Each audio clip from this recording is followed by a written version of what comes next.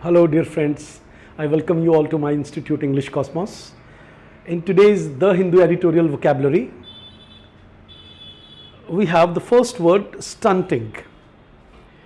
Stunting, इसका phonetic transcription दिया है मैंने, आप बोल सकते हैं मेरे साथ. स्टंटिंग इसका मतलब होता है प्रिवेंटिंग नॉर्मल ग्रोथ और डेवलपमेंट.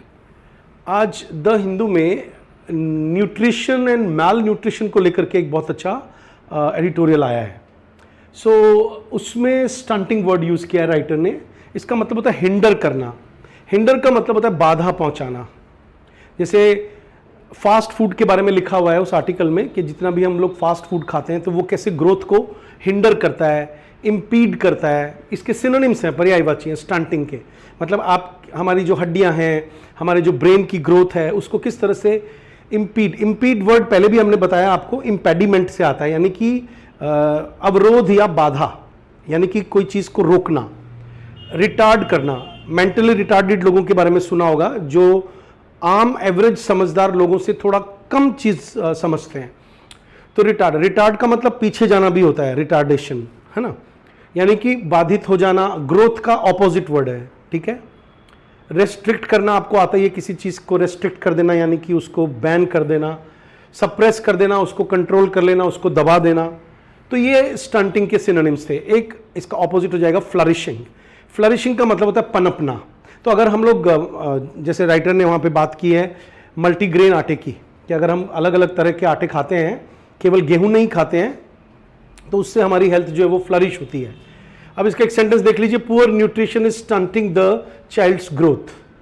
तो ये आपको सेंटेंस समझ में आ जाएगा. उसके बाद एक वर्ड आया है over reaching, over arching. Sorry, over arching का मतलब क्या होता है? बहुत ज़्यादा बढ़ा चढ़ा करके. ओवर आर्चिंग जैसे डोमिनेंट या इसका मतलब है कॉम्प्रिहेंसिव. यहाँ पर कॉम्प्रिहेंसिव लिखा हुआ है. आज थोड़ा सा इसका जो ये फॉन्ट है पीछे वाला, जिसको वाटरमार्क बोलते हैं, थोड़ा सा ज़्यादा डार्क हो गया. I am sorry for this. ये यहाँ लगाने के बाद ही मुझे पता चल रहा है कि इसको थोड़ा लाइट रखना चाहिए मुझको. तो ओवर आर्चिंग का मतलब क्या होता है? मोस्ट इंपॉर्टेंट या अफेक्टिंग एवरीथिंग. जैसे मैंने कहा कि ये मेरा ओवर आर्चिंग प्रोजेक्ट है. आर्च का मतलब होता है एक तरह का, आप गुंबद ले सकते हो, मेहराब ले सकते हो. ओवर मतलब बहुत ऊंचा, जैसे ताजमहल का गुंबद है. तो इसको अपन ऐसे डोमिनेंट के तौर पर लेते हैं, परवेजिव, एक्सटेंसिव, बहुत ज़्यादा. Over arching desire, over arching इच्छा, ओवर आर्चिंग, इसको हम लोग इंग्लिश में एम्बिशियस भी बोलते हैं कि यार ये मेरा एम्बिशियस प्रोजेक्ट है, ठीक है. तो इस तरह से एक पेज पे मैंने दो वर्ड्स लिए थे. अब आ जाइए अगले वर्ड पर. आपको अगला वर्ड दिख रहा होगा सभी स्टूडेंट्स को. ऑल एनकम्पासिंग एक वर्ड दे रखा है, ऑल एनकम्पासिंग. ये उसका सिनोनिम है ओवर आर्चिंग का. और फिर इसका सेंटेंस मैंने लिया, इसका ऑपोजिट हो जाएगा लिमिटेड, मतलब बाधित करना या सीमित होना. तो इसकी सिंपल सेंटेंस दिया मैंने, climate change is the overarching issue of our century. आज की हमारी सेंचुरी में क्लाइमेट चेंज जो है वो एक ओवर आर्चिंग समस्या है या बहुत बड़ी समस्या है. उसके बाद आप देखिए एक्सर्प्ट. अब ये एक्सपर्ट नहीं लिखा हुआ है, इसको ध्यान से पढ़िएगा. इट्स एक्सर्प्ट, एक्सर्प्ट, एक्सर्प्ट, है ना. एक्सर्प्ट का मतलब होता है कहीं से कोई चीज एक्सट्रैक्ट कर लेना. एक किताब है और उस किताब में से आपने एक पैराग्राफ कोट कर लिया, उसको बोलते हैं कि ये उस किताब का एक एक्सर्प्ट है, ये उसका एक एक्सट्रैक्ट है, ये वहाँ से लिया गया एक पैसेज है, वहाँ से लिया गया सिलेक्शन है, कोटेशन है, वहाँ का एक हिस्सा है, सेगमेंट है, ठीक है. इसका ऑपोजिट हो जाएगा होल टेक्स्ट. और सेंटेंस मैंने दिया है, the teacher gave an excerpt from the novel. Teacher ने नॉवल में से एक एक्सर्प्ट लिया या हमको दिया, ठीक है. उसके बाद में एक वर्ड यूज किया है मैंने, बिरेट. बिरेट वर्ड का अब ये आपको नजर नहीं आ रहा होगा, लेकिन यहाँ पे लिखा हुआ है बिरेट, BERATE. बिरेट करने का मतलब क्या होता है? किसी चीज को बहुत ज़्यादा मतलब डाउन कर देना, उसके ऊपर बहुत ज़्यादा स्कोल्ड करना, नाराज़ होना, गुस्सा करना, ठीक है. और देखिए आप ज़रा, स्कोल्ड एंग्रीली, किसी को डांटना बहुत गुस्से से, बिरेट करना, कि मेरे प्रस्ताव पे, मेरे प्रपोजल पे जो पिताजी हैं वो बहुत ज़्यादा गुस्सा हो गए और उन्होंने मुझे काफ़ी बिरेट किया. तो किसी को डांटना, जैसे कि रिब्यूक करना. रिब्यूक एक कॉमन वर्ड है, किसी को डांटना. ठीक है। रेप्रीमेंड करना, रेप्रीमेंड करने का मतलब झिड़की दे देना। एक इसके लिए हमने बहुत सिंपल सा कॉमन स्पोकन इंग्लिश में टेल ऑफ यूज बोलते हैं, टेल ऑफ। मैंने कहा छोटे बच्चे को हु टोल्ड यू ऑफ, मतलब किसने तुझे डांटा, mama told me of, mama ने मुझे डांटा। तो डांटने के लिए रेप्रीमैंड हो गया। चेस्टाइज करना, चेस्टाइज करने का मतलब है बहुत ज्यादा क्रिटिसिज्म करना, उसको किसी चीज के लिए लताड़ना, जैसे हम लताड़ना वर्ड यूज करते हैं। सेंश्योर एक हाई लेवल का क्रिटिसिज्म का वर्ड है। देखिए एक बात का हमेशा ध्यान रखिएगा, क्रिटिसिज्म जब हम बोलते हैं तो क्रिटिसिज्म एक न्यूट्रल वर्ड है। क्रिटिसिज्म का मतलब होता है किसी बुक में से, किसी फिल्म का, किसी के चरित्र का एक सिंपल विश्लेषण करना, उसको भी हम क्रिटिसिज्म बोलते हैं। तो it can be positive as well as negative also. लेकिन जब हम नेगेटिव तौर पे क्रिटिसिज्म बोलते हैं, हमेशा बोलते हैं सेंश्योर। तो मैंने कहा कि my project was severely censored by them, the film was censored by the critics. फिर lambast, the film was lambasted. Lambasted का मतलब होता है किसी को बहुत ज़्यादा क्रिटिसाइज करना, डांटना। और इसका एंटोनिम हो जाएगा कमेंड करना। कमेंडेबल सुना होगा आपने, बहुत तारीफ की जाती है, तब हम बोलते हैं कि wow what a commendable job. फिर इसमें जो हमने वर्ड यूज किया, the manager berated the employee for being late, यानी कि उसने उसको डांटा, उसको चेस्टाइज किया, उसको लैम्बास्ट किया, उसको रेप्रीमैंड किया। इस तरह से ये वर्ड आप यूज कर सकते हो। अगला वर्ड है टेंटलाइज, हालांकि इजी वर्ड है, ललचाना। टेंटलाइज का मतलब क्या होता है, टेंटलाइज। टेंटलाइज का मतलब जैसे किचन में से बहुत अच्छी खुशबू आ रही है तो आपका मन ललचा रहा है कि यार मैं जल्दी से खाऊं, क्या बना है ना। एक एक्साइटेड डिजायर होती है आपकी कि आप उसको जल्दी से सेटिस्फाई करना चाहते हो। तो जैसे टेंटलाइजिंग म्यूजिक है। मुझे अच्छी तरह से याद है जब राज कपूर की हिना फिल्म आई थी, तो वो उस जमानों में हम लोगों को फिल्म देखना मोस्टली अलाउड नहीं होता था।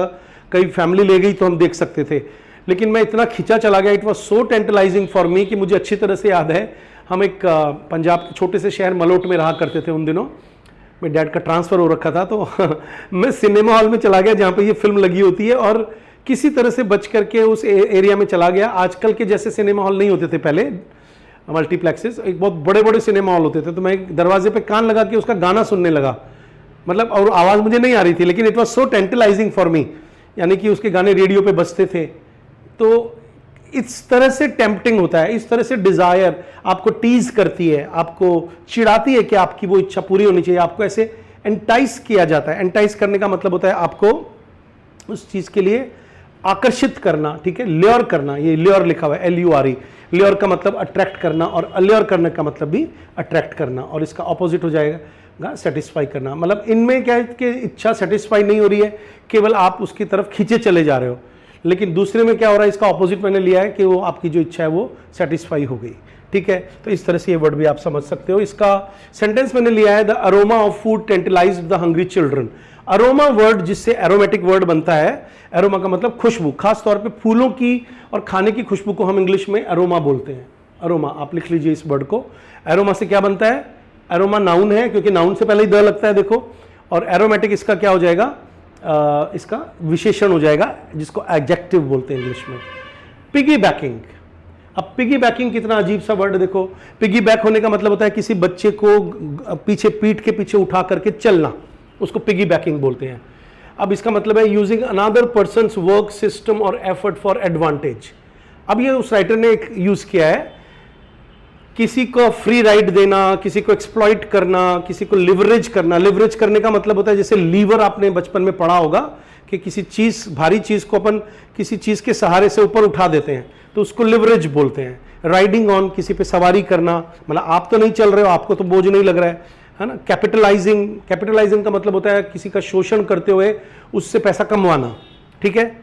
तो इसका मतलब एक कैसा वर्ड हो गया, पिगी बैकिंग का मतलब है। मैंने कहा जैसे आजकल के स्टूडेंट्स जो हैं वो चैट जीपीटी पर पिगी बैकिंग कर रहे हैं, उससे क्या होता है उनका खुद का दिमाग काम नहीं कर रहा है। अगर उनको अचानक से कुछ लिखने के लिए कह दिया जाए, 1 मिनट के लिए बैन कर दो सब चीजें, और फिर उनसे कहो कि इस टॉपिक के ऊपर अच्छा सा ऐसे लिख के दिखाओ, या इस टॉपिक के ऊपर अच्छी सी अपने शब्दों में ईमेल लिखो, या आंसर खुद लिखो, ये प्रोग्राम खुद डेवलप करो, तो फिर आपको पता चलेगा कि वो मोस्टली नहीं कर पाएंगे। हालांकि मैं चैट जीपीटी के विरोध में नहीं हूं, उसका कारण है कि एज के अनुसार हर चीज बदलती है। जैसे जब हम छोटे थे तो कैलकुलेटर आया करते थे, और कोशिश करते थे टीचर्स के हम 10th तक उसको ना यूज़ करें, लेकिन 12th में जब हाई लेवल की मैथमेटिक्स ली मैंने, तो टीचर्स ने खुद सजेस्ट किया कि आप कैलकुलेटर यूज़ किया करो।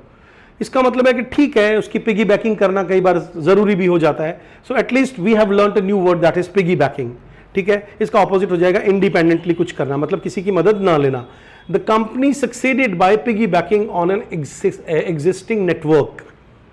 अब जैसे देखिए कि जैसे ये जो नए नए बच्चे आ रहे हैं ऑनलाइन के थ्रू पार्टियां बना करके, सोशल मीडिया के थ्रू, वो किस पे पिगी बैकिंग कर रहे हैं बताइए? वो घर में बैठे बैठे जो लोग थोड़े से पॉलिटिकली अनअवेयर हैं उन लोगों का पिगी बैकिंग कर रहे हैं, मतलब उन लोगों की पीठ पर सवारी कर रहे हैं।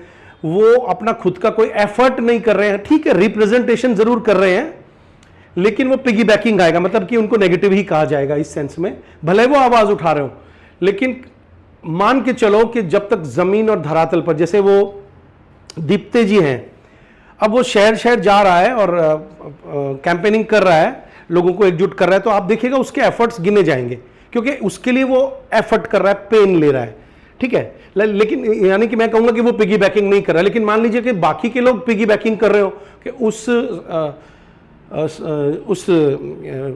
कॉन्सेप्ट का इस्तेमाल कर रहे हो। तो जैसे इस सेंटेंस में आपने नोटिस किया होगा कि कंपनी के पास पहले से ही सब कुछ है ना, उनके पास ऑलरेडी एक नेटवर्क था, उस नेटवर्क के ऊपर सवारी करके उन्होंने फटाफट से पैसा कमा लिया। तो इसका मतलब ये हुआ कि उन्होंने खुद इंडिपेंडेंटली कोई काम नहीं किया। तो पिगी बैकिंग समझ में आ गया होगा। मैं फिर से समझा दूं जिन बच्चों का मीडियम हिंदी है कि पिगी बैक एक कॉमन वर्ड है, पीठ पर लाद करके बच्चे को अपन बचपन में घुमाते हैं ना, उसको बोलते हैं पिगी बैकिंग। ठीक है, इंपैरेटिव एक वर्ड यूज किया गया है यहाँ पे। इंपैरेटिव का मतलब होता है कोई चीज जो बहुत ज्यादा जरूरी हो। मैंने कहा कि it is imperative to watch my vocabulary videos daily. ये आपके लिए बहुत कंपल्सरी है, जरूरी है, एसेंशियल है, it is very crucial. Crucial का मतलब होता है कि उसके बिना काम नहीं चलेगा आपका। ठीक है, और ये वाइटल है, बहुत इंपॉर्टेंट है, महत्वपूर्ण है, नेसेसरी है, इसके बिना काम नहीं चलेगा, यानी कि इंडिस्पेंसिबल है। ठीक है, इंडिस्पेंसिबल। डिस्पेंसिबल आपने सुना होगा, डिस्पेंसिबल का मतलब है जिसके बिना काम चल जाए। जैसे ये रूम है और ये फर्स्ट फ्लोर पर है और इसके ऊपर और कोई कमरा नहीं है, तो भरी गर्मी के अंदर अगर मैं एसी ना चलाऊं तो आपको मालूम है कि मैं यहाँ पे पढ़ा नहीं सकता। तो मैं बोलूँगा कि इस स्टूडियो के लिए या इस क्लासरूम के लिए जो एसी है वो बहुत ज़्यादा इंडिस्पेंसिबल है इस गर्मी के अंदर। और अगर स्टूडियो अगर मैं कूलर चलाऊंगा तो फिर वो माइक में बहुत आवाज़ आएगी उसकी, यानी कि शांत कूलिंग सिस्टम जरूरी है, तो इंडिस्पेंसिबल है। इसका ऑपोजिट हो जाएगा ऑप्शनल। ठीक है, ऑप्शनल का मतलब है कि वो जरूरी नहीं है, मिल जाए तो ठीक है, नहीं तो काम चल जाएगा। सेंटेंस देखिए, it is imperative that students submit there assignments on time. ये इंपैरेटिव है। ठीक है, तो इंपैरेटिव का मतलब क्या होता है? हम लोग ग्रामर में भी पढ़ते हैं, 4 तरह के सेंटेंस होते हैं। एक होता है पॉजिटिव, एक जिसको असर्टिव बोलते हैं, एक नेगेटिव, एक इंटेरोगेटिव और एक इंपैरेटिव सेंटेंस भी होता है ना। तो वो हम ग्रामर में यूज करते हैं, यहां नहीं यूज करेंगे। फिर हो गया आपका स्पिल ओवर्स। स्पिल ओवर्स का क्या मतलब होता है? Effect spreading from one area to another. एक बीमारी फैली और उसके स्पिल ओवर से दूसरी जगह कुछ प्रॉब्लम आई, मतलब स्पिल का मतलब फैलना। तो अगर हम स्पिल ओवर का रेफरेंस ले रहे हैं कहीं पर, तो इसका मतलब क्या होगा कि उसके इफेक्ट्स, जैसे उसके रेपरकशंस होंगे, उसके रिजल्ट्स क्या निकलेंगे। रेपरकशंस बोलिए आप मेरे साथ साथ, रेपरकशन। रेपरकशन एक बहुत कॉमन वर्ड है। रेपरकशन का मतलब होता है इफेक्ट्स, कॉन्सिक्वेंसेस, एक्सटेंशंस। इसके लार्जर इफेक्ट्स क्या होंगे, उनको एक्सटेंशंस बोलते हैं, है ना। उसके बाद है उसके ओवरफ्लो इफेक्ट्स और एक होता है आफ्टर इफेक्ट्स। आज मैं माफ़ी चाहूँगा, इसको थोड़ा डार्क हो गया मेरे से गलती से। फिर उसके बाद है आपका, इसका एंटोनिम है कंटेनमेंट, मतलब एक ही जगह तक सीमित होना, कंटेनमेंट। तो आप देखिए, economic growth created positive spill overs for near by towns.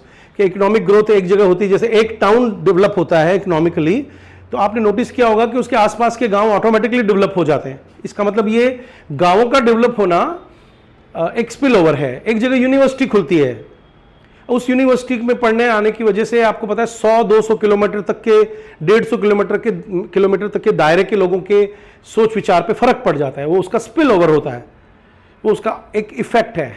फिर एक वर्ड यूज किया है हमने, फॉरेजिंग। फॉरेजिंग वर्ड आपने सुना होगा, जितने भी लोग अपना खाना जुटाते हैं ढूंढ ढूंढ कर। जैसे जब हम लोग जंगली हुआ करते थे किसी ज़माने में, जैसे कि हमें एवोल्यूशन की थ्योरीज बताती है कि भाई हम पहले हंटिंग किया करते थे, पेड़ों पे चढ़ा करते थे, सुबह से लेकर शाम तक खाना ढूंढते रहते थे, और एक एरिया में खाना खत्म हो जाता था तो फिर हम दूसरे एरिया में पलायन कर जाते थे। तब हम लोग फॉरेजिंग कैटेगरी में आते थे और तब हमारे दांत भी 100 साल की उम्र तक स्वस्थ रहते थे, ऐसा मैंने पढ़ा है। सेपियंस बुक आप पढ़ लेना, उसमें मैंने ये चीज़ पढ़ी है कि उनकी जबड़े बहुत मजबूत हैं, उनको हर्निया की कोई बीमारी नहीं है, ब्लड प्रेशर शुगर जैसी कोई चीज़ें नहीं थी, यानी कि 80-90 साल तक वो हेल्दी रहते थे। क्यों? क्योंकि वो फॉरेजिंग थे। अब इसका ये मतलब नहीं है कि आज हम फॉरेजिंग करने लग जाएं, ठीक है। फॉरेजिंग करने का मतलब हंट करना, एक खाना गैदर करना, सर्च करना। स्कैवेंजिंग एक वर्ड है, स्कैवेंजिंग से स्कैवेंजर वर्ड भी बनता है। आपने देखा होगा वो जानवर जो दूसरे पक्षियों का मांस खा करके जिंदा रहते हैं, खासतौर पे गिद्ध वगैरह, है ना, वल्चर्स, तो उनको स्कैवेंजर्स बोलते हैं। स्कैवेंजर का एक मतलब गंदगी साफ करने वाला भी होता है। आप कभी देखना, स्कैवेंजर का मतलब ये जो कूड़ा बीनते रहते हैं, तो आप इनको सफाई मित्र इसीलिए कहने लगे हम लोग, क्योंकि वो लोग क्या करते हैं, गंदगी हटा देते हैं। और रोमिंग का मतलब आपको पता ही है, रोमिंग चार्जेस लगते हैं। रोम मतलब घूमना फिरना, भटकना। पेरिपेटेटिक भी एक वर्ड है, मैंने किसी एक वीडियो में दिया था इससे रिलेटेड, ठीक है। जिनको याद है वो मुझे कमेंट सेक्शन में लिख के बताएं। और इसका ऑपोजिट क्या हो जाएगा? होर्डिंग करना। होर्डिंग करने का मतलब जमाखोरी करना। जैसे आपने देखा होगा कि जब हम फॉरेजिंग नेचर से खत्म हुए, हमें खेती करना शुरू किया, तो अब हमें जगह जगह जाने की जरूरत नहीं है, क्योंकि हम साल भर का अनाज इकट्ठा करके रख सकते हैं। यानी कि हमारा नेचर फॉरेजिंग से क्या हो गया? होर्डिंग हो गया। So the birds spent the morning foraging for insects. तो सुबह सुबह पक्षी जो हैं वो अपना टाइम बिताते हैं इंसेक्ट्स को इकट्ठा करने के लिए, ताकि वो खा सकें। आजकल हम उनको दाना डाल देते हैं। कबूतरों को दाना डालने के जो नेगेटिव इफेक्ट्स हैं वो आपको पता चल गए होंगे कि उनकी जो बीट होती है उसके अंदर कुछ ऐसे सब्सटेंसेस होते हैं कि उससे दमा हो जाता है, एज़मा। तो इसीलिए कई शहरों में, जैसे मुंबई में बैन कर दिया गया है। फिर जैन संगठनों ने काफ़ी विरोध किया। उसके बाद मेरे को याद नहीं, आप कमेंट सेक्शन में लिखना कि वो वहाँ पे बैन हटा है कि नहीं हटा है, ठीक है। और आजकल घर घर में जालियाँ लगाने लगे, क्योंकि हमने कबूतरों की जो जनसंख्या है वो बढ़ा दी। चलिए, ये मैंने एक्स्ट्रा इन्फॉर्मेशन दी। उसके बाद है जूनोटिक डिजीज, एक फ्रेज आया है उस आर्टिकल में। जूनोटिक डिजीज का मतलब क्या होता है? Disease that spreads from animals to human. अभी निपा वायरस का जिक्र आ रहा है, तो ये आर्टिकल उससे रिलेटेड है अखबार में, केरल के अंदर, ठीक है। तो आप नोटिस करिए कि इसके अंदर एनिमल बेस्ड डिजीज हो गया, क्रॉस स्पीशीज इन्फेक्शन हो गया, एक स्पीशीज से दूसरी स्पीशीज में जो है बीमारी लगती है, एनिमल ट्रांसमिटेड। अब आप इसको कैसे याद रखोगे? जूनोटिक का मतलब जूऑनटिक, इसको इंग्लिश में बोलते हैं जूऑनटिक।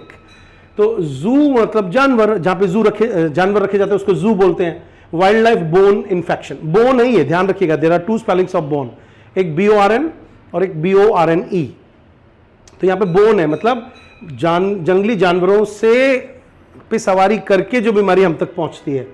इंटरस्पीशीज डिजीज, है ना, तो ये कोई बहुत टफ नहीं रहा। उसके बाद अगला वर्ड, इसका सेंटेंस मैंने लिया, एंटोनिम लिया नॉन कम्युनिकेबल डिजीज, ऐसी बीमारी जो एक से दूसरे को नहीं फैलती है। Rabies is a zoonotic disease transmitted by infected animals. एक नया वर्ड आपने सीखा बीमारी को लेकर, पैथोजेनिक डिजीज। एक वर्ड आया पैथोजेनिक, इधर देखिए, इस ई के बाद ये जो गैप है ना और ऊपर जो स्ट्रेस है, इससे हमें पता चलता है कि हमें इसका प्रोनाउंसिएशन ऐसे करना है, पैथोजेनिक। पैथोजेनिक भी बोल सकते हो इंडिया में, लेकिन पैथोजेनिक डिजीज अगर बोलोगे तो सही रहेगा। A disease caused by harmful microorganisms such as bacteria, viruses, fungi, इसको फंजाई भी बोलते हैं कुछ टीचर्स, और पैरासाइट्स। यानी कि फंगस से, किसी पैरासाइट से, किसी छोटे जानवर से, किसी वायरस से, किसी बैक्टीरिया से जो बीमारी फैलती है, जैसे कोरोना वगैरह फैला था, तो उसको अपन इंग्लिश में बोलते हैं पैथोजेनिक। इन्फेक्शियस डिजीज, इन्फेक्शन सबने सुन रखा है। माइक्रोबायल डिजीज, माइक्रोब्स, छोटे छोटे जो नंगी आंख से नहीं दिखते, नंगी आंख यानी न्यूड आई बोलते हैं इंग्लिश के अंदर, और ऐसे ही बोला जाता है नंगे पैर नंगी आंख। लेकिन आप सुनिएगा, जैसे नंगे पैर बोला कि यार नंगे पैर धूप में मत जा छत पे, तो तब बोलेंगे बेयर फुट। लेकिन अगर आप बिना चश्मा दूरबीन लगाए कोई चीज स्टडी कर रहे हो, प्रैक्टिकल कर रहे हो लेबोरेटरी में, तो बोलेंगे न्यूड आई। ये आपको ध्यान रखना है। और हिंदी में नंगे पैर नंगे आंख, नंगी आंख, दोनों जगह सेम वर्ड आएगा, लेकिन इंग्लिश में आ जाएगा बेयर फुट और इंग्लिश में आ जाएगा न्यूड आई। तो माइक्रोबियल डिजीज यानी माइक्रोब्स जो नंगी आंख से यानी न्यूड आई से नहीं दिखते। कंटेजियस का मतलब क्या होता है? कॉन्टेक्ट से फैलने वाली डिजीज। विरुलेंट इन्फेक्शन का मतलब होता है वायरस से फैलने वाला, और विरुलेंट का एक मतलब खराब भी होता है, नेगेटिव। डिजीज कॉजिंग इन्फेक्शन, इसका ऑपोजिट हो जाएगा बिनाइन कंडीशन। ये ध्यान से देख लीजिए, वर्ड स्पेलिंग बोल देता हूं, BENIGN।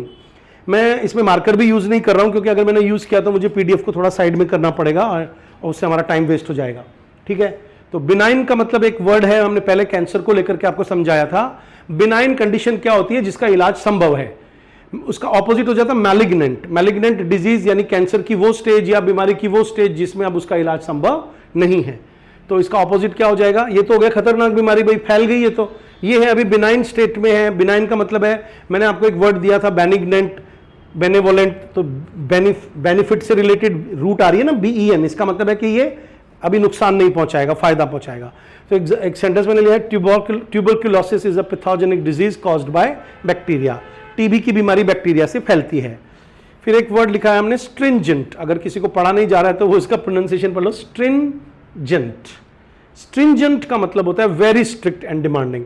मैंने कहा मेरे इंस्टीट्यूट में आने से पहले, क्योंकि यहाँ पे कालीन बिछा हुआ है, तो आपको क्या करना है, इट्स अ स्ट्रिंजेंट लॉ कि आपको शूज बाहर उतारने पड़ेंगे। हम जब छोटे थे तो कंप्यूटर लैब में जब जाते थे तो हमारे शूज बाहर ही उतरवा लिए जाते थे। मतलब इतना स्ट्रिक्ट रूल लगा रखा था कि पूछो ही मत।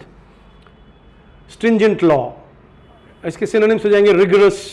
रिगरस पनिशमेंट भी होता है, मतलब बहुत ही खतरनाक, बहुत क्रूअल, ठीक है।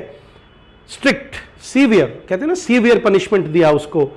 एग्जैक्टिंग, एग्जैक्टिंग का मतलब होता है फिक्स कर दिया, उसे आप हट नहीं सकते। और अनकॉम्प्रोमाइजिंग, जिसका कोई कॉम्प्रोमाइज नहीं है, आपको वो काम करना ही पड़ेगा। कॉम्प्रोमाइज का मतलब आपको पता ही होगा कि बातचीत से किसी चीज को तय कर लेना, लेकिन हम कह रहे हैं ये अनकॉम्प्रोमाइजिंग है। इसका एंटोनिम हो जाएगा लीनियंट। लीनियंट, आज क्लास में जो बच्चे पढ़ रहे थे उनको मालूम है, हमने लीनियंट वर्ड डिस्कस किया था। लीनियंट का मतलब होता है फ्लेक्सिबल। जैसे मान लीजिए मैंने कहा कि I am a very lenient teacher. मेरी क्लास में कोई बच्चा बहुत लेट हो जाता है तो मैं कभी भी उसको डांटता नहीं हूं और मना नहीं करता हूं आने के लिए, चाहे 15 मिनट भी बचे हों तो आकर के क्लास अटेंड करो। लेकिन आपने देखा होगा कुछ टीचर्स बहुत स्ट्रिक्ट होते हैं, वो भी बहुत भला चाहते हैं स्टूडेंट्स का, वो चाहते हैं कि 1 मिनट भी मिस ना करे बच्चे, ठीक है। वो लीनियंट नहीं होते हैं, वो स्ट्रिक्ट होते हैं। तो ये वर्ड आप समझ गए होंगे। The government introduced stringent rules to control pollution.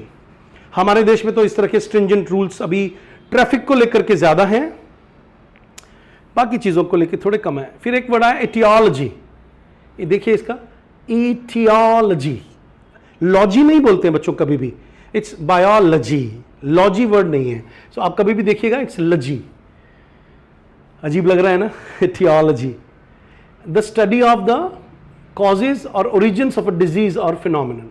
किसी भी डिजीज के जब हम कारण ढूंढते हैं तो वो जो स्टडी होती है कारण ढूंढने की, उसको अपन बोलते हैं एटियोलॉजी। तो कॉजेटिक, ये कॉजेटिक लिखा हुआ है, कॉज स्टडी करना, ओरिजिन स्टडी करना, किसी चीज का सोर्स पता करना, जेनेसिस पता करना। जेनेसिस का मतलब होता है उसकी स्टार्टिंग क्या है। प्रोविनेंस पता करना, प्रोविनेंस का मतलब भी होता है स्टार्टिंग पता करना। और इसका ऑपोजिट क्या हो जाएगा? इफेक्ट। भाई इफेक्ट तो सामने आ ही रहे हैं, लेकिन कोई डिजीज है जिसके इफेक्ट नहीं करके हम इसका स्टार्टिंग सर्च कर रहे हैं कि स्टार्टिंग से पता चलेगा कि इसका इलाज कैसे किया जाएगा। तो एटियोलॉजी आपने नया वर्ड लिया। फिर आपके पास है, ध्यान से देखिए, एक मैंने सेंटेंस लिया, researchers are investigating the aetiology of the disease. फिर एक वर्ड आया पेरिनियल। पेरिनियल का मतलब क्या होता है? Lasting for a long time. मैंने कहा कि यार आज जिन बच्चों के ऊपर इंग्लिश पे काम नहीं हो रहा है, साइंस पे काम नहीं हो रहा है, और उनको स्कूल में डिस्कशन मेथड से नहीं पढ़ाया जा रहा है, टीचर्स हार्डवर्क नहीं कर रहे हैं, इनके पेरिनियल इफेक्ट होंगे आने वाली जनरेशन्स पे।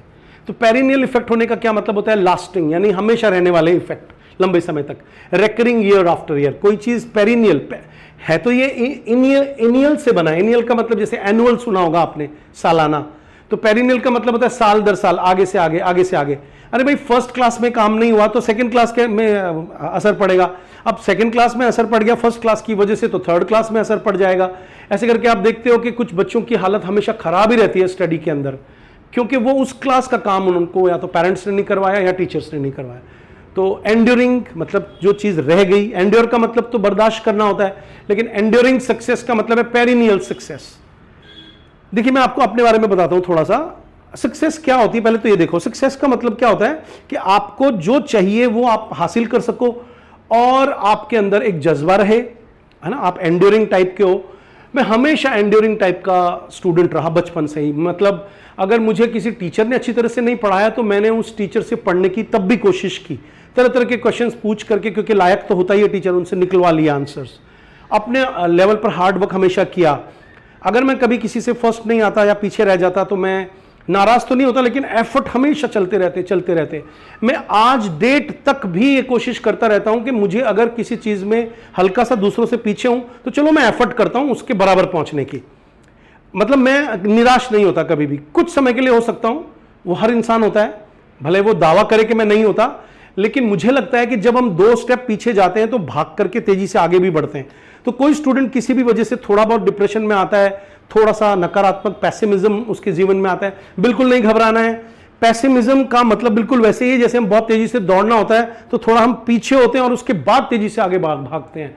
तो कभी कभी डिप्रेशन आए तो वो सही है, लेकिन अगर पेरिनियल डिप्रेशन आ रहा है कि साहब लगातार 10 साल से हम तो डिप्रेशन में ही है, तो फिर आपका कोई इलाज नहीं है। इसके लिए हेल्दी खाना शुरू करो, हीमोग्लोबिन बढ़ाओ, पौधों को साथ को पानी दो, पौधों के साथ रहना शुरू करो, अच्छे फ्रेंड्स बनाओ, और चाहो कि मेरे पास दौलत आए, मेरे पास शोहरत आए। ये सब चीजें भी हमें खुश करती हैं जीवन के अंदर, ठीक है। बहुत ज्यादा सेटिस्फाइड होकर के लाइफ जीने की जरूरत नहीं है।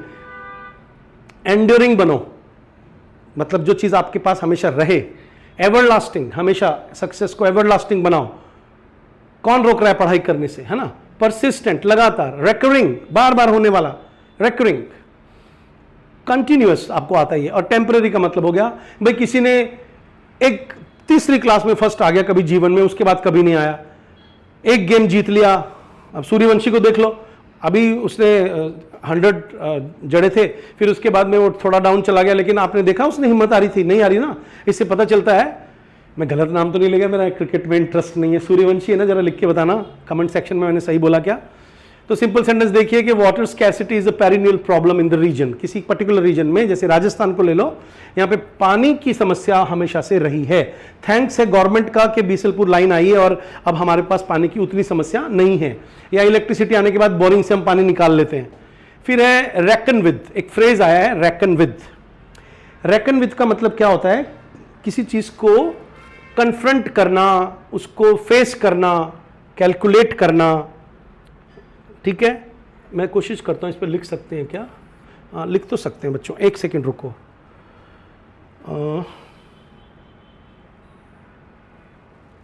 देखिए मैं वर्ड लिख देता हूं, अगर मैं लिख सका तो यहां लिख देता हूं, चलो। RECKON, रेकन विद, ठीक है। तो अब आपको ये वर्ड दिख रहा होगा, रेकन, ये विद। एक सेकेंड रुको, इसमें कुछ मेरे से गलती हो गई फिर से, इसकी स्पेलिंग में।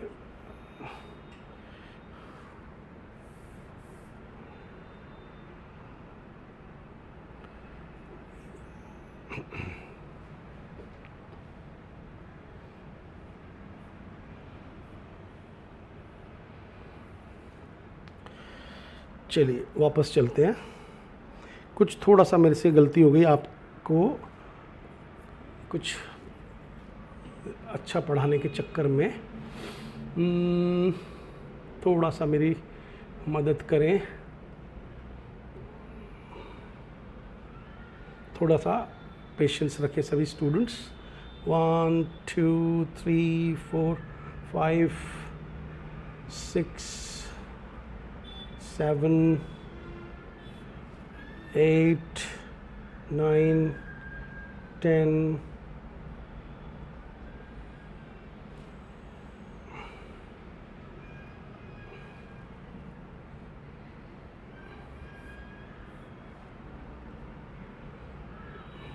पेरिनियल हम डिस्कस कर रहे थे, और उसके बाद हम आ गए थे रेकन विद। तो मैं लिख नहीं पा रहा हूँ किसी वजह से, ये सब डिस्टर्ब हो रहा है। Reckon, RECKON, reckon with, confront करना, फेस करना, किसी चीज का सामना करना, कोप विद करना। अब जब कोप को लेकर के बहुत एग्जाम में क्वेश्चन आते हैं, कोप अप नहीं बोलना है। जैसे आपको ये कहना है कि यार मैं उसके साथ सामंजस्य नहीं बिठा पा रहा हूं, वो लड़का तो बहुत रोता है, वो छोटा बच्चा यार मेरी बहन छोड़ गई है, मेरे भांजे को, I can't cope up with the situation. हम इंडियंस क्या करते हैं, किसी चीज के साथ सामंजस्य बिठाने के लिए कोप अप वर्ड यूज करते हैं। तो याद रहे, कोप अप इंग्लिश में गलत है, वो इंडियनाइज्ड वर्जन ऑफ इंग्लिश है, हमें कोप विद बोलना चाहिए। किसी चीज को एड्रेस करना, रेकन, एक्चुअल में रेकन का मतलब होता है कैलकुलेट करना। तो कोई चीज आपने कैलकुलेट कर ली, तो अब वो नतीजा आपके सामने है, उसके साथ आपको डीलिंग करना है, तब हम बोलते हैं कि रेकन विद। इसका मतलब है कि वो आपको अपने सामने रख करके, जैसे मान लीजिए कि किसी कंपनी का माल नहीं बिक रहा है और उसने बाकायदा डेटा अपने सामने रख लिया कि यार इतने का मेरे को खर्चा पड़ा, इतना मजदूरों को दिया, इतना किराया गया बिल्डिंग का और अब मेरे पास इतना पैसा बच रहा है, तो वो रेकन विद नहीं करेगा, उसको इग्नोर करेगा तो धीरे धीरे घाटे में चला जाएगा। तो इसका ऑपोजिट हो जाएगा इग्नोर करना। तो सेंटेंस मैंने बनाया है, the government must reckon with rising unemployment. आपने देखा होगा कि मोदी सरकार का बहुत क्रिटिसिज्म हो रहा है कि इन्होंने जॉब्स कम दिए हैं, है ना। मेरा ऐसा मानना है कि मोदी सरकार ने बहुत सारे प्राइवेटाइजेशन के और स्टार्टअप के काम स्टार्ट किए हैं, क्योंकि गवर्नमेंट का काम सबको नौकरी देना नहीं होता है मेरे हिसाब से। आप अपना अपना राय दे सकते हैं इसमें, हम डेमोक्रेसी में रहते हैं, अपनी अपनी राय होती है। क्योंकि जब गवर्नमेंट के पास लिमिटेड संसाधन होते हैं वो सबको जॉब नहीं दे सकती। आज आर्टिकल भी आया द हिंदू में कि क्या हम उतने ग्रेजुएट्स निकाल रहे हैं जितना हमारे मार्केट को जरूरत नहीं है। तो वो जो आर्टिकल ही मुझे 2 कौड़ी का लगा, उसका सबसे बड़ा रीजन बताता हूं। 2 कौड़ी का बोलना वैसे तो आजकल मीडिया में बहुत खतरनाक हो गया है आर्टिकल मुझे बेकार इसलिए लगा क्योंकि ग्रेजुएशन हम केवल कमाई के लिए नहीं करते हैं। हमेशा याद रखिएगा, जो स्टूडेंट मेरी बात को समझ जाएं वो प्लीज कमेंट सेक्शन में कुछ पॉजिटिव लिखना, नेगेटिव भी लिख सकते हो, यू आर ऑल वेलकम। कि क्या ग्रेजुएशन हम सिर्फ इसीलिए करते हैं, क्या हम पढ़ाई सिर्फ इसीलिए करते हैं कि हमें नौकरी करनी है? इस मानसिकता से तो बाहर आना ही चाहिए सबको। मैं आपको दावे से कह सकता हूं कि मेरे डैड ने हम चारों भाइयों के लिए एक अपनी गवर्नमेंट, सेंट्रल गवर्नमेंट की जॉब को छोड़ करके और एक फैक्ट्री खोली थी कि ये जो लड़के हैं मेरे, मैं नहीं चाहूंगा कि ये जॉब करें और ये अपने अपने बिजनेस करें आगे जा करके, ठीक है। वो अलग बात है कि वो बिजनेस नहीं चल पाया, और लेकिन हम चारों भाइयों के दिमाग में ये नौकरी का भूत कभी नहीं रहा। हमने यही देखा कि हम कुछ भी कर सकते हैं, हम बस एजुकेशन ले लें। तो हमारे फैमिली में ऐसे ऐसे कई लोग हैं जिन्होंने बहुत हाई फाई एजुकेशन लिया है, लेकिन वो एजुकेशन सिर्फ इसलिए नहीं लिया है कि उससे हमें 2 रुपए कमाने हो। एजुकेशन आपको कंप्लीट भी तो करती है, एजुकेशन से आपका एक कॉन्फिडेंस लेवल भी तो बढ़ता है। एजुकेशन अच्छे स्कूल में जाने से, अच्छे प्रोग्राम्स में पार्टिसिपेट करने से, अच्छे लोगों से मिलने जुलने से आपका एक कॉन्फिडेंस लेवल बढ़ेगा कि नहीं बढ़ेगा? चाहे आप छोटी सी दुकान ही खोल के बैठ जाओ, उसके बावजूद भी आपका बात करने का तरीका लोगों को जीत लेगा। आप एक छोटी सी वीडियो बनाओगे, उसी से लोगों को पता चल जाएगा कि इसके पास कम्युनिकेशन स्किल्स है कि नहीं है, ये एजुकेटेड कैटेगरी में आ रहा है कि नहीं आ रहा है। तो मेरा ऐसा मानना है कि वो जो आर्टिकल है, आप द हिंदू में सर्च कीजिएगा, कि राइटर ने क्वेश्चन उठाया कि भाई ग्रेजुएट्स हम ज्यादा प्रोड्यूस कर रहे हैं क्या, और राहुल गांधी ने कोटा में भी इस तरह के क्वेश्चंस उठाए। उसमें कई बेवकूफ बच्चों ने इस तरह के क्वेश्चंस किए कि हमारे पास गवर्नमेंट को मतलब बी प्लान भी देना चाहिए। बी प्लान गवर्नमेंट नहीं देती है, बी प्लान इंसान के पास खुद होते हैं। हमेशा सबके पास अपने बी प्लान तैयार होते हैं कि ये नहीं हो पाया तो हम क्या करेंगे आगे, ठीक है। तो ये थोड़ा सा मैंने एक लेक्चर दिया कि रेकन विथ तो करना ही पड़ेगा, कैलकुलेट तो करना ही पड़ेगा, उस चीज को अपने सामने तो रखना ही पड़ेगा, इग्नोर करने से काम नहीं चलेगा। तो इसको यूज करना सिखाया मैंने आपको। फिर पैल्पेबल का मतलब क्या होता है? किसी भी चीज को जब हम टच करते हैं और वो छूने लायक है, समझने लायक है, हमें फील हो रही है, तो हम उसको बोलते हैं टेंजिबल है ना। हम उसमें ये यूज करते हैं कि वो टेंजिबल है। टेंजिबल मतलब उसको छुआ जा सकता है ना। फिर उसके बाद में नोटिसेबल है, एविडेंट है, मैनिफेस्ट है, परसेप्टिबल है, मतलब कि वो चीज़ हमारे समझ में आ रही है, ठीक है। फिर है, मैं चेक कर रहा था कि माइक में आवाज़ आ रही है कि नहीं आ रही है, इसकी बैटरी थोड़ी कम है। टेंजिबल समझ में आया, something which can be touched. अब सपने में कोई चीज़ है लेकिन आप टेंजिबल नहीं है। मैंने कहा कि यार मेरे पास बहुत कॉन्फिडेंस है, तो मैंने कहा ये टेंजिबल चीज़ नहीं है। थोड़ा धन कमा, थोड़ा बैंक बैलेंस बढ़ा, थोड़ी सी कुछ किताबें लिख। नॉलेज है साहब, क्या लिखा है? कोई किताब लिखी है, कोई आर्टिकल लिखा है? अब कोई आर्टिकल नहीं लिखा और बेतुके वीडियोस बना रहे हो एजुकेटेड होकर के, तो इसका मतलब है आने वाले टाइम में आपकी एजुकेशन को एक क्वेश्चन मार्क लगेगा, है कि नहीं। यानी कि आपने अपनी एजुकेशन का कोई टेंजिबल फॉर्म नहीं दिया। जैसे हम लोग जब पीएचडी करते हैं, रिसर्च करते हैं, तो हमने कितने टॉपिक्स पे रिसर्च की, कितने रिसर्च पेपर पब्लिश किए, कौन सी बुक्स लिखी, कौन कौन से सेमिनार में गए, उनके सर्टिफिकेट्स हैं क्या, टेंजिबल इफेक्ट्स दिखाने पड़ते हैं, उनको टेस्टिमोनियल्स दिखाने पड़ते हैं जो नोटिसेबल होता है, ठीक है, नोटिसेबल।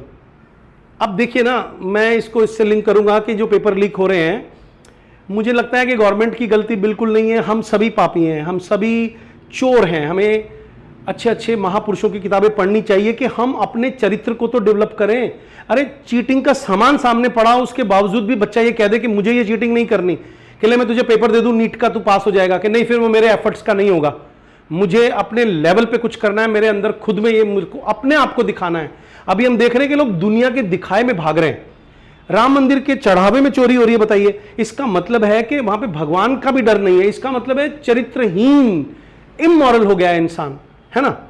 तो ये दिख रहा है उसके चरित्र से, टेंजिबल से। ये टेंजिबल है, ये एविडेंट है, मैनिफेस्ट है। मैनिफेस्ट का मतलब है प्रकट है ये चीज सामने।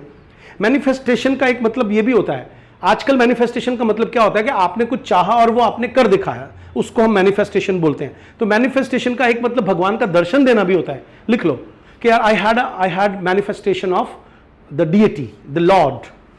भगवान विष्णु का मैनिफेस्टेशन हुआ मुझे, यानी कि मुझे दर्शन हुए, यानी कि वो टेंजिबल हो गए, मेरे सामने आ गए, मैं बात कर सकता था उनसे, परसेप्टिबल थे, वो मेरे परसेप्शन में आ गए, मेरी इंद्रियों को टच होने लगे, फील होने लगे, आंखें देखने लगी, वगैरह वगैरह। एंटोनिम हो जाएगा इम्परसेप्टिबल। सेंटेंस मैंने लिया है, the experiment in the stadium was palpable, sorry the excitement in the stadium was palpable. तो ये जो एक्साइटमेंट था वो फील करने लायक था। ठीक है, ऑनलाइन क्लास और ऑफलाइन क्लास के ये अंतर होते हैं बच्चों। ऑफलाइन क्लास में चीजें पैल्पेबल नहीं होती है, टेंजिबल नहीं होती है, मैनिफेस्ट नहीं होती हैं। ऑफलाइन क्लासेस में क्या होता है, चीजें, ये जो एनर्जी हम दे रहे हैं, ये एनर्जी बच्चे तक पहुंचती है, इसीलिए ऑफलाइन क्लास का कोई कॉम्प्रोमाइज नहीं हो सकता। कैथारसिस एक नया वर्ड है 17 नंबर का। कैथारसिस का मतलब लिया जाता है, एक तो इसका प्रोनाउंसिएशन देखिए, कैथारसिस का मतलब देखो, इतना सा छोटी सी बात ध्यान रखो, आपने कभी ना कभी जीवन में ये नोटिस किया होगा कि बहुत जब हम भर जाते हैं दुख से तो हमारा रोना निकल आता है। तो जब रोना निकल आता है तो हमारा जो इमोशनल प्यूरिफिकेशन हो जाता है ना, इमोशनल प्यूरिफिकेशन, फिर हम एकदम लाइट फील करते हैं, स्ट्रॉन्ग फीलिंग्स का रिलीज होकर बाहर आ जाना, गुस्सा कर देते हैं किसी के ऊपर, घर वाले के ऊपर। ठीक है, अब मैंने कल एक आज ही न्यूज़पेपर में पढ़ा कि दिल्ली में एक डॉक्टर ने अपने होम में अपने डोमेस्टिक हेल्प को, यानी कि घर में जो नौकरानी काम करने वाली आती है, उसको पहले बैट से मारा और उसके बाद चाकू से मार के हत्या कर दी। फिर बाद में पता चला कि हस्बैंड वाइफ में कोई डिस्प्यूट हुआ था नौकरानी को हटाने को लेकर के, और उसको इतना गुस्सा आया, नौकरानी ने कुछ कह दिया होगा कि वो अपने ऊपर कंट्रोल ही नहीं कर पाया। इसका मतलब है वो भरा बैठा था जो गुस्सा उसको वाइफ पे उतारना था वो उसने उस नौकरानी पे उतार दिया, जहां तक मेरा ख्याल है। कहने का मतलब है कि वो बेचारा, मैं बेचारा नहीं कहना चाहता था उसको, पर कहने का मतलब है कि उसकी जो भड़ास है वो निकल जाती है अगर, तो वो ये इतना गंदा काम नहीं करता। यानी वो परगेशन यानी प्यूरिफिकेशन हो जाता उसका, तो अच्छा रहता, रिलीज हो जाता। कई लोग होते हैं ना आकर के सैंड बैग पे मुक्के मार के अपना गुस्सा निकाल रहे हैं, है ना। मैं ज़्यादातर जब इमोशनली भर जाता हूँ तो किसी न किसी पे गुस्सा कर देता हूँ, घर वालों के ऊपर, और अपना जो टेंशन है उसको रिलीज कर देता हूँ, क्लेंज हो जाता हूँ, दिमाग से रिलीफ हो जाता है। क्लेंजिंग इसलिए बोला मैंने क्योंकि वो सफाई सी हो जाती है अंदर की, इमोशनल डिस्चार्ज हो जाते हैं हम लोग।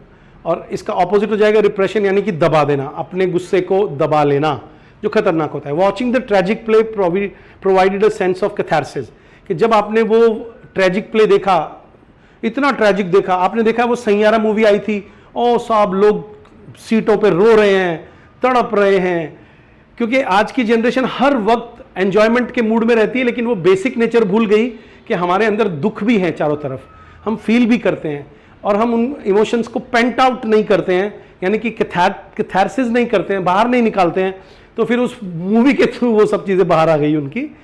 ठीक है, उसके बाद मैंने एक वर्ड लिया है डेस्पिकेबल। डेस्पिकेबल का मतलब क्या होता है, बहुत ही ज़्यादा जिसको नफरत की दृष्टि से तुम देखते हो। मैंने कहा इट्स क्वाइट डेस्पिकेबल।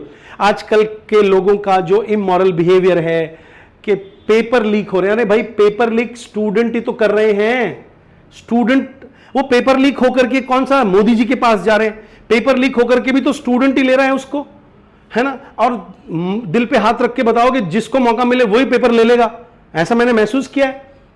मैं स्कूल में देखता हूं, कोरोना के वक्त मैंने अपने घर में देखा है कि मतलब मैं चाहता था कि बच्चा तैयारी करके पेपर दे, लेकिन वो हमारे घर वाले ही उसके पेपर, उसके किताब खोल के बैठ करके उसको आंसर्स लिखवा रहे हैं कि नंबर आने चाहिए। तो ये जो देश है ये नंबरों का देश बन के रह गया है। मैं आपको बिल्कुल सच कह रहा हूं, 10th क्लास में मैं मेरिटोरियस स्टूडेंट था अपनी क्लास में। क्योंकि मैं वीडियो पे बोल रहा हूं ये बात, यानी झूठ नहीं हो सकती, कोई ना कोई इसको देखेगा। मेरे बहुत सारे फ्रेंड्स, मेरे पुराने टीचर्स हो सकता है मुझे देखे, उनको पता है मेरे बारे में। तो मुझे पहले के ज़माने में क्या होता था, स्कूल के बाहर, आज भी होता है शायद, दूसरे स्कूलों में रोल नंबर आता है। तो मेरे प्रिंसिपल साहब ने क्या किया कि यार ये लड़का हमारा मेरिटोरियस है, अगर पूरे डिस्ट्रिक्ट में फर्स्ट आएगा, तो एक टीचर को अपॉइंट कर दिया कि इसको कुछ भी ना आए तो वहां खड़े हो जाना किताब लेकर के। और वो टीचर लिटरली आ गई फिजिक्स के पेपर में, जब साइंस वाला पेपर में दे रहा था, और मुझे इतना गुस्सा आया उन मैडम के ऊपर, मैंने खड़े होकर के डांट लगा दी। मैंने कहा आप प्लीज यहां से जाइए, मेरे को अपना काम करने दीजिए, मुझे नहीं चीटिंग करनी। मतलब चीटिंग का जो कॉन्सेप्ट है वो ऐसा ही है बच्चों, कि आप अगर अपने मन पे कंट्रोल करोगे तो चीटिंग नहीं होगी। मैं ये कहना चाह रहा हूं कि डेस्पिकेबल नेचर हो गया है इंसान का, नफरत योग्य हो गया है, दूसरों को दोष दे रहे हैं और खुद के चरित्र का कुछ अता पता नहीं। सब लोगों को अपने अंदर झांकना चाहिए कि हम लोग कितने मॉरली अपने आप को शीशे में देख सकते हैं। तो हमारा बिहेवियर कंटेम्प्टेबल नहीं होना चाहिए। कंटेम्प्टेबल बोल के दिखाएं, कंटेम्प्टेबल का मतलब होता है नफरत योग्य, है ना। लोथसम, नफरत योग्य, लोथसम, मैंने कहा कि ये तो बिल्कुल लोथसम पिक्चर है, ये तो वाइल है, वाइल्ड डिजायर्स, बुरी डिजायर्स, खराब डिजायर्स, इच्छाएं। हीनस, ये तो हीनस क्राइम किया है, उस नौकरानी को मार करके अपना घर भी बर्बाद कर लिया, और उसका भी। हीनस मतलब जघन्य, शुद्ध हिंदी में बोलते हैं, ऐसा गंदा काम करना जिसको लोग थू थू करें, ठीक है। अबॉरेंट, अबॉर करना, नफरत करना, इट्स एन अबॉरेंट टास्क। इसका ऑपोजिट हो जाएगा तारीफ करना, एडमायरेबल। तो आपका सेंटेंस हो गया, द जज condemned the criminals despicable actions. जज ने कंडेम किया उन क्रिमिनल के। अब देखिए, गौ रक्षकों को जेल हुई है, आजीवन कारावास हुआ है। आपको पॉलिटिकल न्यूज पता होनी चाहिए, सभी स्टूडेंट्स को आगे बढ़ना है लाइफ में, तो रोज अखबार चाट लिया करो। मेरा वीडियो देखने से पहले पहले सारे अखबार की न्यूज आपको पता होनी चाहिए। तो आपको एक चीज का ताजुब होगा कि उन गौ रक्षकों को जेल क्यों हुई है। एक मुस्लिम जज ने शायद जेल दी है, मैंने अभी तक कंफर्म नहीं किया, केवल सोशल मीडिया से ही मुझे पता चला। अब वो जज को गालियां निकाल रहे हैं सब लोग, और मैं कह रहा हूं कि गाय के चक्कर में इंसानों को मारना कहां तक की समझदारी है। गाय को बचाओ लेकिन इंसानों को मत मारो, चाहे वो कोई भी इंसान हो, किसी भी धर्म का हो। तो मैंने देखा कि यार ये बड़ा डेस्पिकेबल काम किया उन लोगों ने। अब देखो, द जज कंडेम्ड, तो कंडेम्ड का मतलब है कोसना, डांटना। द क्रिमिनल्स डेस्पिकेबल एक्शन के, उनके नफरत योग्य जो काम थे उनको उन्होंने, क्रिमिनल के, उनको डांट लगाई या उनको कोसा। फिर है आपका सेकेंड लास्ट वर्ड है, carrying the albatross of a feudal past. एक सेंटेंस आया है, एक फिल्म है मणिपुर की, वो फिल्म बहुत कमाल कर रही है, आप उसको देखिएगा। मेरे को नाम याद नहीं आ रहा फिल्म का, उस फिल्म का आर्टिकल मैं पढ़ रहा था द हिंदू में, वहां से ये लिया मैंने। आपको जो वर्ड सीखना है वो एल्बेट्रॉस सीखना है। एल्बेट्रॉस की एक कहानी है, एस.टी. कॉलरिज नाम के कवि हुए हैं इंग्लैंड में, उनकी एक कविता है the rhyme of the ancient mariner. उसके अंदर क्या होता है, एक नाविक होता है, वो गलती से क्या होता है, एक पक्षी जो कि बहुत ही शुभ पक्षी माना जाता है एल्बेट्रॉस, क्योंकि उसको क्राइस्ट से लिंक करते हैं, क्योंकि जब वो आसमान में उड़ता है वो बहुत बड़ा होता है एक्चुअल में, और जब वो उड़ता है तो उसके पंख और उसकी गर्दन सीधी हो जाती है, और जो पंख है वो यूं हो जाते हैं, तो क्राइस्ट की फिगर बन जाती है। क्राइस्ट होते हैं ना, क्रॉस का फिगर बन जाता है, तो वो उसको धार्मिक मानते हैं। तो वो गलती से उसको शूट कर देता है, मार देता है, तो उस जहाज पे बहुत ज्यादा प्रॉब्लम क्रिएट हो जाती है। तो सब लोग मिलके क्या करते हैं, एक धागे में या एक रस्सी में, या जिसको जेवड़ा भी बोलते हैं हमारे यहाँ, बांध करके उस पक्षी को उसके गले में डाल देते हैं कि तूने पाप किया, ये तेरा पाप तेरे साथ। तो carrying the albatross of a feudal past, तो एल्बेट्रॉस एक वर्ड है, अब ये एक फ्रेज बन गया है। इसका मतलब क्या होता है, bearing the burden of outdated traditions और कस्टम्स और हिस्टोरिकल। आप किसी चीज का बोझ अपने ऊपर रखते हो, किसी क्राइम का, किसी गिल्टी कॉन्शियस का, तो कोई हिस्टोरिकल, अब क्योंकि फ्यूडल पास्ट लिखा है यहाँ पे, तो फ्यूडल पास्ट का मतलब क्या होता है, जमींदारी प्रथा के अंदर जब हमारे पास जिस तरह का पास्ट था पहले, उससे रिलेटेड एक सेंटेंस है कि एक इंसान के अंदर एक गिल्टी कॉन्शियस है पुराने जमाने का, है ना। वैसे तो लेगेसी कंस्ट्रेंट होना, सोशल बैगेज आप यूज करना शुरू करो कि आपको अपने घर में कुछ खर्चा करना है जो बिल्कुल जरूरी नहीं है, पर क्योंकि आपको करना पड़ रहा है, क्योंकि सोशल बैगेज है। भाई आपकी मम्मी ने कहा है कि सारी दुनिया हमारी, हमको क्या बोलेगी, नाक कट जाएगी, तो आपको सोशल बैगेज भोगना पड़ रहा है ना। आपको इनहेरिटेड लायबिलिटी है। अब एक भाई है और 4 बहनें हैं। अब बहनों को समझदार होना चाहिए कि नहीं होना चाहिए, बताइए, कि वो जो बहनें हैं वो अक्ल वाली हो, और वो अपने भाई को देखे कि अकेला भाई हम सारी बहनों के बारे में कुछ कुछ करता रहेगा, जबकि पुश्तैनी जायदाद किसी को भी नहीं मिली क्योंकि पिताजी के पास थी नहीं। अब वो भाई सारी उम्र कमा कमा कर उन बहनों के भात भरता रहेगा, उनके बच्चों के कार्यक्रम में खर्चा करता रहेगा, गहने चढ़ाता रहेगा, हर राखी पे देता रहेगा, तो उसका तो घर ही नहीं जुड़ पाएगा, उसके बच्चे तो एजुकेटेड ही नहीं हो पाएंगे। वो इस तरह की इनहेरिटेड लायबिलिटी से गरीब होएगा कि नहीं होएगा, बताओ। तो आज आप अपने चारों तरफ देखिए, आपकी खुद की फैमिली में पिताजी पर बर्डन आया होगा, इसका मतलब है कि हम सब लोग एक एल्बेट्रॉस का बर्डन ढो रहे हैं फ्यूडल पास्ट का। अगर हम मॉडर्न बने, साइंटिफिक बने, तो अभी उस एल्बेट्रॉस को काट दो और हम फ्री महसूस कर सकते हैं अपने आप को, जैसा कि विदेशी लोग हैं, इसलिए वो तरक्की पर भी हैं। इसका एंटोनिम मैंने लिखा है प्रोग्रेसिव आउटलुक। प्रोग्रेसिव आउटलुक मतलब जैसे मैं बातें कर रहा हूं, प्रोग्रेसिव होना, अपने बारे में सोचना, समाज के बारे में भी सोचना, परिवार के बारे में सोचना, लेकिन पुरानी रीति रिवाजों को खत्म करना, जिससे आपने देखा होगा ना, करोड़ों के मायरे भरते हैं लोग, बाकी सब इतने करोड़ का मायरा भरा, रील वायरल होती है, सब उन भाइयों की तारीफ कर रहे हैं। मुझे लगता है वो एक सोशल कस्टम को आगे बढ़ा रहे हैं जो बेचारे गरीबों के लिए बहुत नुकसानदायक है। ठीक है, तो ये सेंटेंस आपको समझ में आ गया होगा। उसके बाद देखता हूं मैं कुछ और लाया हूं आपके लिए कि नहीं। एक वर्ड और है, ड्यूप करना। ड्यूप करने का मतलब है, ये जो मैंने यहाँ पे लिखा है वो मैं आपको समझा चुका हूं ऑलरेडी। ड्यूप का मतलब किसी को धोखा देना, इजीली। ड्यूप, जैसे हम इंग्लिश में बोलते हैं फूल बन जाना, कि आई वॉज ड्यूप्ड। जैसे कोई आदमी किसी को कहे कि यार कल कर दूंगा तेरा काम, कल कर दूंगा। अरे भाई साहब क्या चिंता कर रहे हो, कल कर दूंगा। तो वो आदमी बोले कि यार I have been a dupe of tomorrow, तुमने मुझे टुमारो टुमारो कह करके बहुत बुद्धू बनाया है ना, तुमने मुझे फेरी टेल्स दिखाई है, तुमने मुझे विक्टिम बना दिया, तुमने मुझे अपना मोहरा बना दिया। पॉन, पॉन का मतलब मोहरा, जो शतरंज में मोहरे चलते हैं ना, उनको पॉन बोलते हैं। तुमने मुझे अपना गल बना दिया, तुमने शक्कर बना दिया। शक्कर का मतलब होता है कि तुमने मुझे बुद्धू बना दिया। और इसका ऑपोजिट क्या हो जाएगा, स्केप्टिक हो जाना। स्केप्टिक का मतलब बुद्धू तो बना ही दिया, स्केप्टिक का मतलब है डाउट होना कि ये मेरा नुकसान चाह भी रहा है या नहीं चाह रहा। द फ्रॉडस्टर, फ्रॉडस्टर बोलते हैं जो फ्रॉड करता है। Manage to dupe many investors, उसने कई लोगों को इन्वेस्टमेंट के नाम पर बुद्धू बनाया। और फिर उसके बाद में डॉगमेटिक एक वर्ड और है, आई थिंक ये लास्ट है। डॉगमेटिक का मतलब होता है ओपिनियनेटेड।